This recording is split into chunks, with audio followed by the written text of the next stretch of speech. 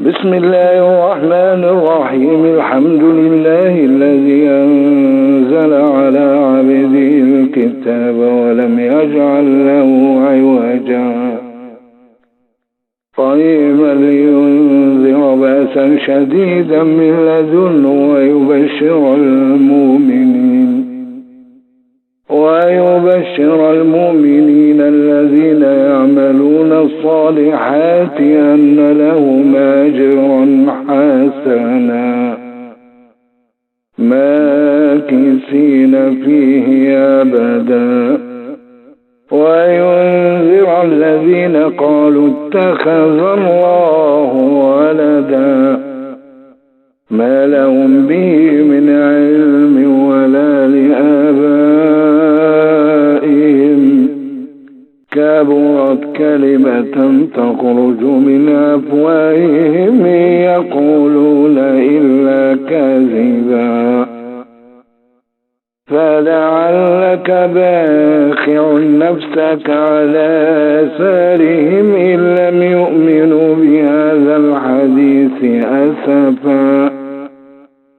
إنا جعلنا ما على الأرض زينة لها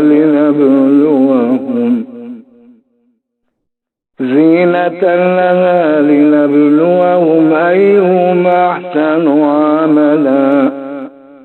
وإنا لجاعلون ما عليها صعيدا جرزا أم حسبت أن أصحاب الكهف والرقيم كانوا من آياتنا عجبا إذ أوى الفتية إلى الكهف فقالوا ربنا آتنا من لدنك رحمة وهيئ لنا من أمرنا رشدا فضربنا على آذانهم في الكهف سنين عددا ثم بعثناهم لنعلم أي الحزبين أحصى لما لبثوا أمدا نحن نقص عليك نبأهم بالحق إنهم فتية آمنوا بربهم وزدناهم هدى وربطنا على قلوبهم إذ قاموا فقالوا ربنا رب السماوات والأرض لن ندعو من دونه إلها لقد قلنا إذا شططا هؤلاء قوم اتخذوا من دونه آلهة لولا يأتون عليهم بسلطان بين فمن أظلم ممن افترى على الله كذبا وإذ اعتزلتموهم وما يعبدون إلا الله فأووا إلى الكهف ينشر لكم ربكم من رحمته ويهيئ لكم من أمركم مرفقا وترى الشمس إذا طلعت تزاور عن كهفهم ذات اليمين وإذا غربت تقرضهم ذات الشمال وهم في فجوة منه ذلك من آيات الله من يهد الله فهو المهتد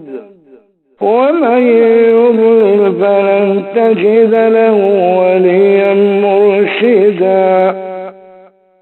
وتحسبهم أيقاظا وهم رقود ونقلبهم ذات اليمين وذات الشمال وكلبهم باسط ذراعيه بالوصيد لو اطلعت عليهم لوليت منهم فرارا ولملئت منهم رعبا وكذلك بعثناهم ليتساءلوا بينهم قال قائل منهم كم لبثتم قالوا لبثنا يوما أو بعض يوم قالوا ربكم أعلم بما لبثتم فابعثوا أحدكم بورقكم هذه إلى المدينة فلينظر أيها أزكى طعاما فليأتكم برزق منه وليتلطف ولا يشعرن بكم أحدا إنهم يظهروا عليكم يرجموكم أو يعيدوكم في ملتهم ولن تفلحوا إذا أبدا وكذلك عثرنا عليهم ليعلموا أن وعد الله حق وأن الساعة لا ريب فيها إذ يتنازعون بينهم أمرهم فقالوا ابنوا عليهم بنيانا ربهم أعلم بهم قال الذين غلبوا على أمرهم لنتخذن عليهم مسجدا سيقولون ثلاثة رابعهم كلبهم ويقولون خمسة سادسهم كلبهم رجما بالغيب ويقولون سبعة وثامنهم كلبهم قل ربي يعلم بعدتهم ما يعلمهم إلا قليل فلا تمار فيهم إلا مراء ظاهرا ولا تستفت فيهم منهم أحدا ولا تقولن لشيء إني فاعل ذلك غدا إلا يشاء الله واذكر ربك إذا نسيت وقل عسى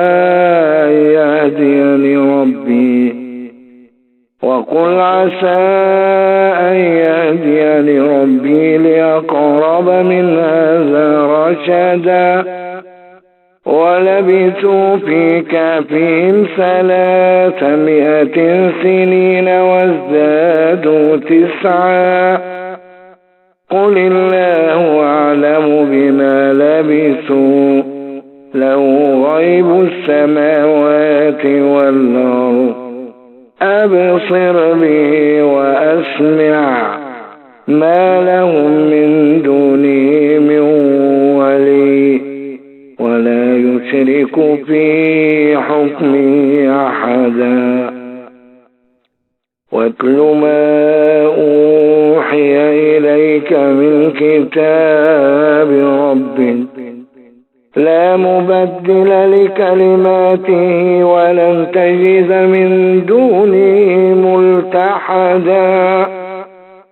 واصبر نفسك مع الذين يدعون ربهم بالغداة والعشي يريدون وجهه ولا تعد عيناك عنهم تريد زينة الحياة الدنيا ولا تطع من أغفلنا قلبه عن ذكرنا واتبع هواه وكان أمره فرطا وقل الحق من ربكم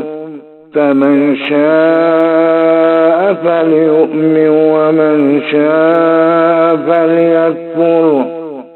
إنا اعتدنا للظالمين نارا أحاط بهم سرادقها وإن يستغيثوا يغاثوا بماء كالمهل يشوي الوجوه بئس الشراب وساءت مرتفقا إن الذين آمنوا وعملوا الصالحات إنا لا نضيع أجر من أحسن عملا أولئك لهم جنات عدن تجري من تحتهم الأنهار يحلون فيها من أساور من ذهب ويلبسون ثيابا خضرا من سندس واستبرق متكئين فيها على الأرائك نعم الثواب وحسنت مرتفقا واضرب لهم مثل رجلين جعلنا لأحدهما جنتين من أعناب وحففناهما بنخل وجعلنا بينهما زرعا كلتا الجنتين آتت أكلها ولم تظلم منه شيئا وفجرنا خلالهما نهرا وكان له ثمر فقال لصاحبه وهو يحاوره أنا أكثر منك مالا وأعز نفرا ودخل جنته وهو ظالم لنفسه قال ما أظن أن تبيد هذه أبدا وما أظن الساعة قائمة ولئن رددت إلى ربي لأجدن خيرا منها منقلبا قال له صاحبه وهو يحاوره أكفرت بالذي خلقك من تراب ثم من نطفة ثم سواك رجلا لكن هو الله ربي ولا أشرك بربي أحدا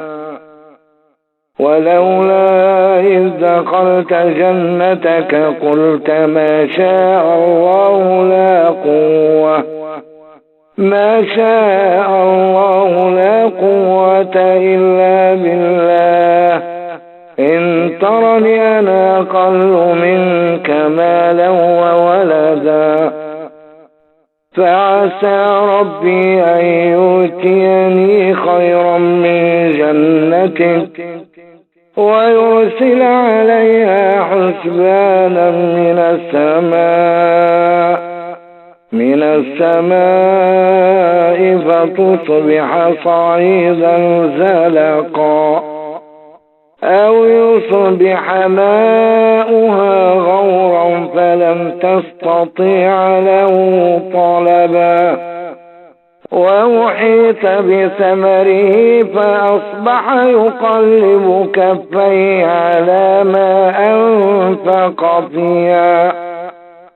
على ما أنفق فيها وهي خاوية على عروشها ويقول يا ليتني لم أشرك بربي أحدا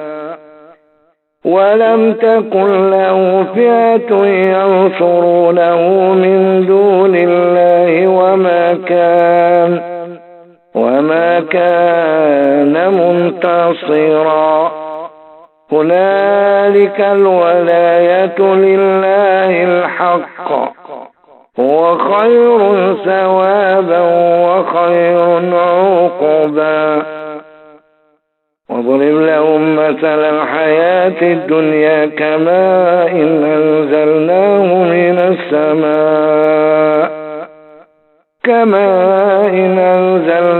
من السماء فاختلط به نبات الأرض فأصبح هشيما تذروه الرياح، وكان الله على كل شيء مقتدرا. المال والبنون زينة الحياة الدنيا،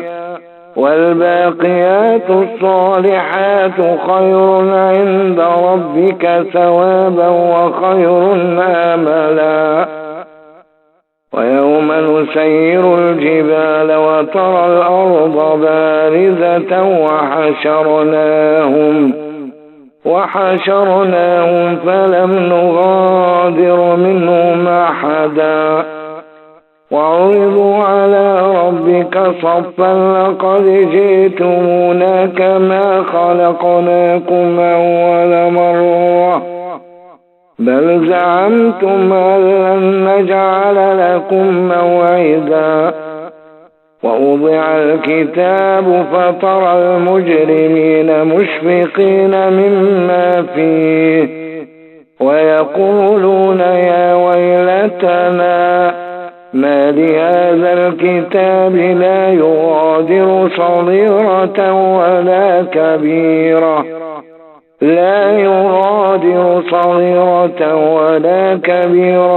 إلا أحصاها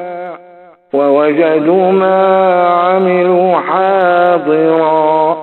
ولا يظلم ربك أحدا. وإذ قلنا للملائكة اسجدوا لآدم فسجدوا إلا إبليس كان من الجن ففسق عن أمر ربه أفتتخذونه وذريته أولياء من دوني وهم لكم عدو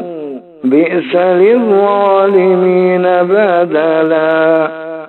ما أشهدتم خلق السماوات والأرض ولا خلق أنفسهم وما كنت متخذ المضلين عضدا. ويوم يقول نادوا شركائي الذين زعمتم فدعوهم فلم يستجيبوا لهم وجعلنا بينهم موبقا. ورأى المجرمون النار فظنوا أنهم مواقعوها ولم يجدوا عنها مصرفا. ولقد صرفنا في هذا القرآن للناس من كل مثل وكان الإنسان أكثر شيء جدلا. وما منع الناس أن يؤمنوا إذ جاءهم الهدى ويستغفروا ربهم إلا أن تأتيهم سنة الأولين أو يأتيهم العذاب قبلا. وما نرسل المرسلين إلا مبشرين ومنذرين ويجادل الذين كفروا بالباطل ليضحكوا به الحق واتخذوا آياتي وما أنذروا هزوا. ومن أظلم ممن ذكر بآيات ربه فأعرض عنها ونسي ما قدمت يداه إنا جعلنا على قلوبهم أكنة أن يفقهوا وفي آذانهم وقرا وإن تدعوهم إلى الهدى فلن يهتدوا إذا أبدا وربك الغفور ذو الرحمة لو يؤاخذهم بما كسبوا لعجل لهم العذاب بل لهم موعد لن يجدوا من دونه مأولا وتلك القرى أهلكناهم لما ظلموا وجعلنا لمهلكهم موعدا وإذ قال موسى لفتاه لا أبرح حتى أبلغ مجمع البحرين أو أمضي حقبا فلما بلغ مجمع بينهما نسي حوتهما فاتخذ سبيله في البحر سربا فلما جاوزا قال لفتاه آتنا غداءنا لقد لقينا من سفرنا هذا نصبا قال أرأيت إذا وينا إلى الصخرة فإني نسيت الحوت وما أنسانيه إلا الشيطان أن أذكره واتخذ سبيله في البحر عجبا قال ذلك ما كنا نبغ فارتدا على آثارهما قصصا فوجد عبدا من عبادنا آتيناه رحمة من عندنا وعلمناه من لدنا علما قال له موسى لا أتبعك على أن تعلمني مما علمت رشدا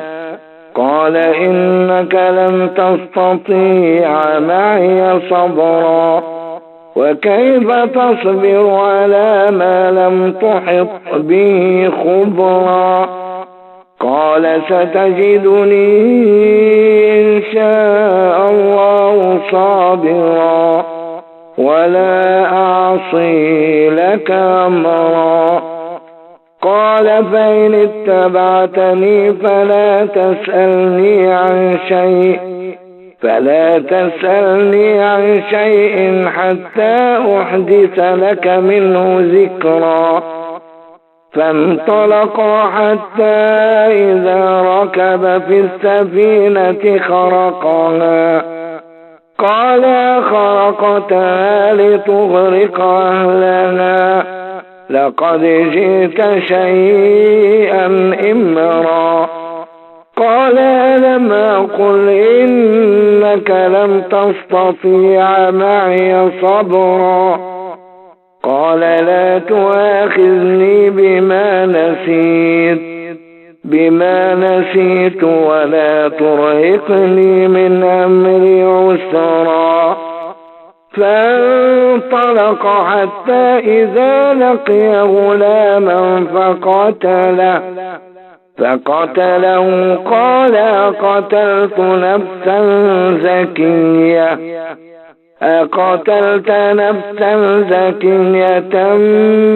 بغير نفس لقد جئت شيئا نكرا قال لم أقل لك إنك لم تستطيع معي صبرا قال إن سألتك عن شيء بعدها فلا تصاحبني قد بلغت من لدني عذرا. فانطلقا حتى إذا أتيا أهل قرية استطعما أهلها فأبوا أن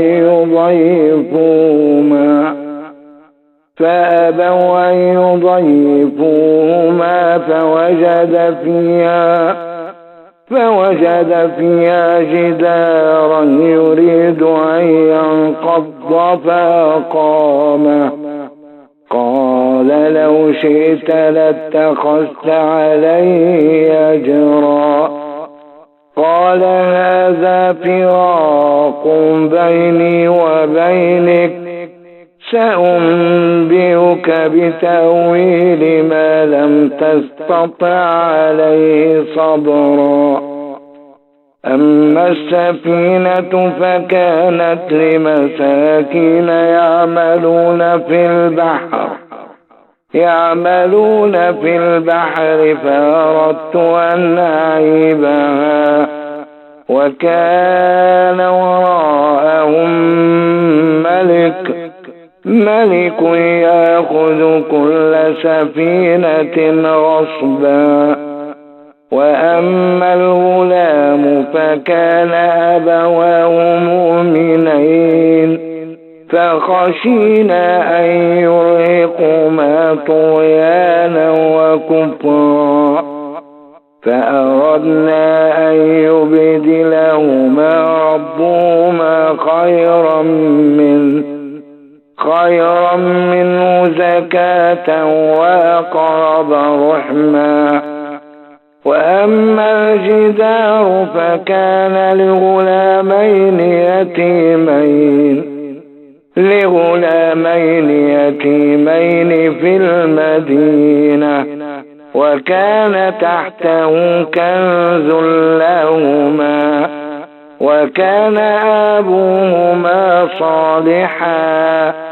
فأراد ربك أن يبلغا أشدهما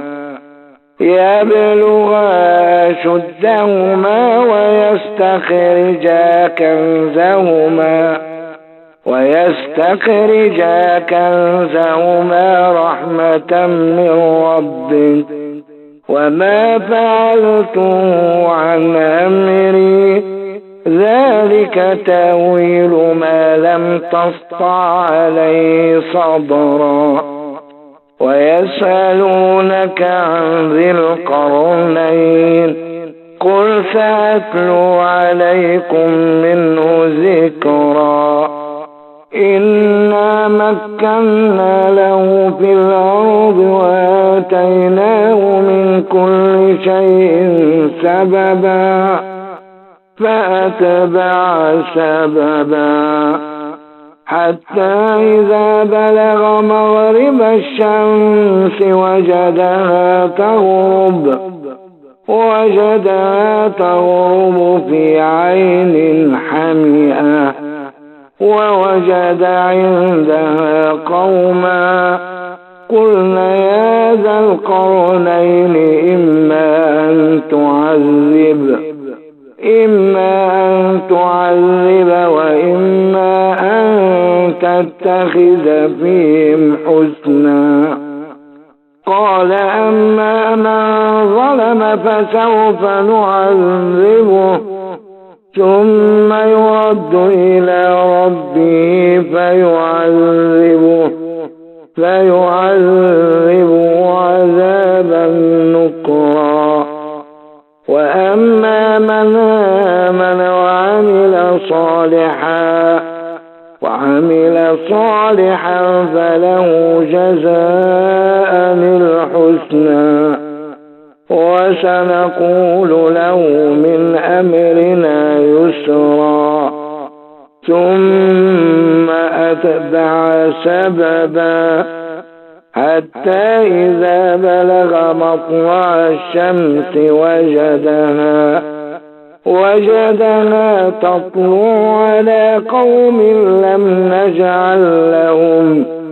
لم نجعل لهم من دونها سترا كذلك وقد أحطنا بما لديه خبرا ثم أتبع سببا حتى إذا بلغ بين السدين وجد من دونهما قوما لا يكادون يفقهون قولا قالوا يا ذا القرنين إن ياجوج وماجوج مفسدون في الأرض فهل نجعل لك خرجا على أن تجعل بيننا وبينهم سدا قال ما مكنني فيه ربي خير فأعينوني بقوة أجعل بينكم وبينهم ردما آتوني زبر الحديد حتى إذا ساوى بين الصدفين قال انفخوا حتى إذا جعله نارا قال آتوني أفرغ عليه قطرا فما استطاعوا أن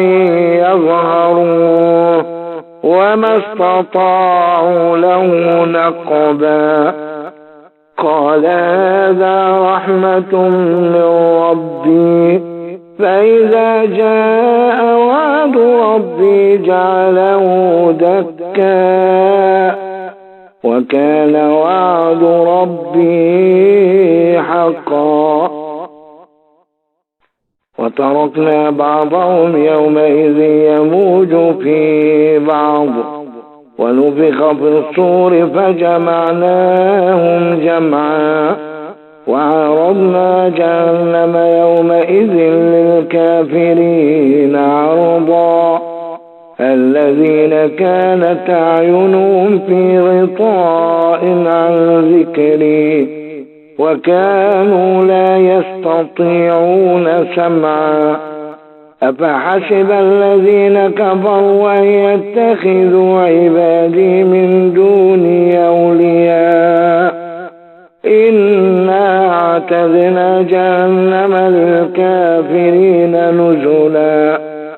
قل هل ننبئكم بالأخسرين أعمالا الذين ضل سعيهم في الحياة الدنيا وهم يحسبون أنهم يحسنون صنعا أولئك الذين كفروا بآيات ربهم ولقائه فحبطت أعمالهم فلا نقيم لهم يوم القيامة وزنا ذلك جزاؤهم جهنم بما كفروا واتخذوا آياتي ورسلي هزوا إن الذين آمنوا وعملوا الصالحات كانت لهم جنات الفردوس نزلا خالدين فيها لا يبغون عنها حولا قل لو كان البحر مدادا لكلمات ربي لنفذ البحر قبل أن تنفد كلمات ربي ولو جئنا بمثله مددا قل إنما أنا بشر مثلكم يوحى إلي أنما إلهكم إله واحد فمن كان يرجو لقاء ربه فليعمل عملا صالحا ولا يشرك بعبادة ربه أحدا.